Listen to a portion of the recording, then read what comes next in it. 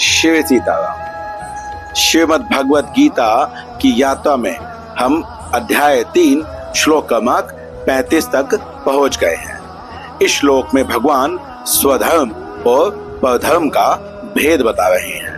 भगवान ने यहाँ कहा है कि स्वधर्म में तो निधन भी हो जाए, मृत्यु भी हो जाए तो भी कल्याणकारी है, जबकि परधर्म हर स्थिति में भयावह रहता है।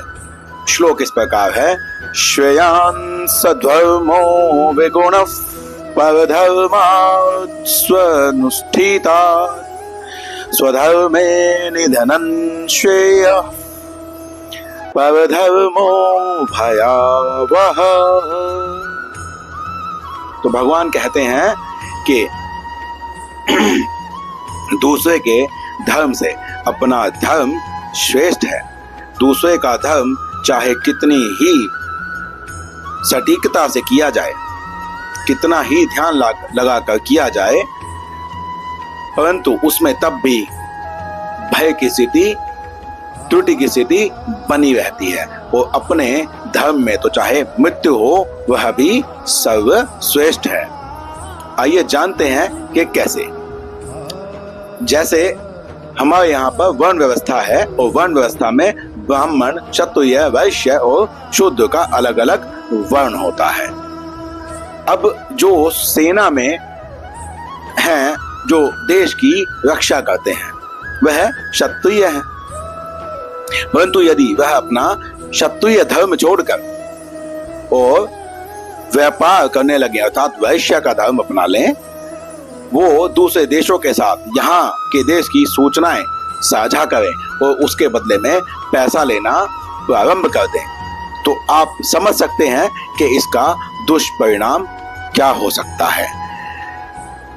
दूसरी बात यह है कि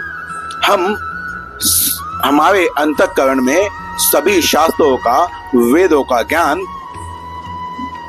पहले से ही उपस्थित है। हमें मनन चिंतन करके परमात्मा में अपना ध्यान लगाकर शांति से सोचना चाहिए, तो वह ज्ञान जो है वह उपस्थित हो जाता है, वह स्फुरित हो जाता है। यह हमने पिछले श्लोक में भी बताया था। इसका उदाहरण यह है कि हर व्यक्ति यह जानता है कि जो दूसरा व्यक्ति है वह जो कार्य कर रहा है वह उसने कर्तव्य किया है या वह अपने कर्तव्य से च्युत हो गया है।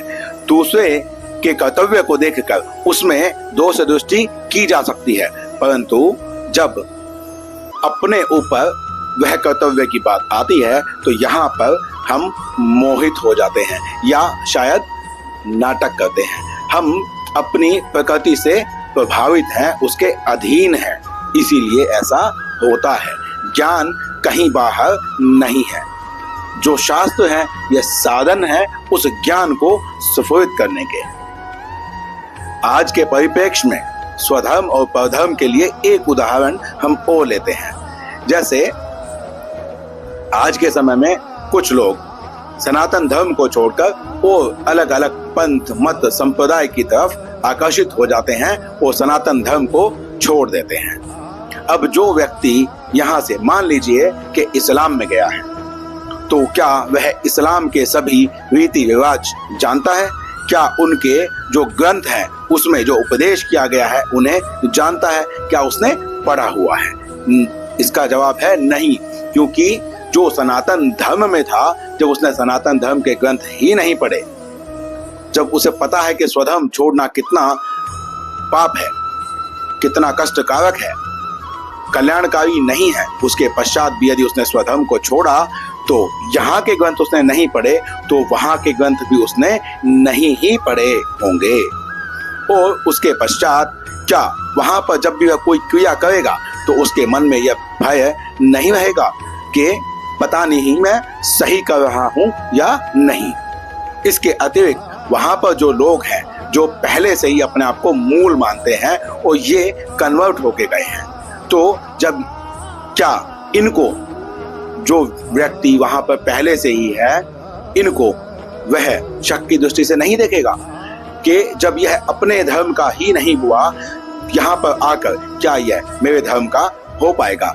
इसीलिए जो स्वधर्म को त्याग कर परधर्म में जाते हैं वह पूरा जीवन अपनी विश्वसनीयता को दिखाने का ही प्रयास करते रह जाते हैं और उनके मन में कभी भी शांति नहीं आती। उनके मन में यह स्थिति बनी रहती है कि वह जहां से आए हैं वहां अब वो वापस जा नहीं सकते और जहां पर वो हैं वहां पर वो रह नहीं सकते। इसीलिए मन में अशांति बनी रहती है और यही कल्याण ना होने का सबसे बड़ा कारण है, क्योंकि हमने बताया कि कल्याण ही वह है जो परम शांति है। आपके हृदय में कोई काम करके शांति आती है, कोई विहित निहित कर्तव्य जब आप करते हैं तो बहुत प्रसन्नता उत्पन्न होती है, वही कल्याण है। इसके अतिरिक्त अर्जुन ने भी भगवान से यह कहा था कि मैं यह युद्ध नहीं करूंगा, मैं भिक्षा का अन्न लेकर जीवन यापन कर लूंगा। तब भी भगवान ने अर्जुन को यह करने से मना किया था। इसके भी दो कारण हैं। पहला कारण यह है कि अर्जुन की जो शास्त्र प्रवृत्ति है वह क्षत्रिय की है, उसका लालन पालन, उसके संस्कार उसी प्रकार के हैं, अतः वह आज युद्ध से पीछे हटकर फिर से दोबारा इस युद्ध में लग जाएगा। उसे युद्ध करना ही पड़ेगा क्योंकि उसकी प्रकृति उसे वहां पर लगा देगी। दूसरा, अर्जुन क्षत्रिय है, क्षत्रिय को भिक्षा का अन्न पाप है क्योंकि उसका स्वधर्म युद्ध करने का, शासन करने का है। इसीलिए यदि अर्जुन अपने स्वधर्म को छोड़कर भिक्षा का अन्न ग्रहण करता है तो वो भिक्षा का अन्न किसी ब्राह्मण के हिस्से का होगा, क्योंकि जो ब्राह्मण है उसकी आजीविका भिक्षा के अन्न से चलती है। तो एक अनवांछित व्यक्ति ब्राह्मण के हक में चोरी करेगा और उससे उसे पाप लगेगा। तो यहाँ पर कभी भी अपने स्वधर्म को नहीं छोड़ना चाहिए, किसी भी परिस्थिति में नहीं छोड़ना चाहिए, चाहे मृत्यु सामने खड़ी हो, चाहे जो भी हो। स्वधर्म कल्याणकारी है। इस श्लोक में इतना ही। मिलते हैं अगले श्लोक में, अगले वीडियो में। शिव सीताराम।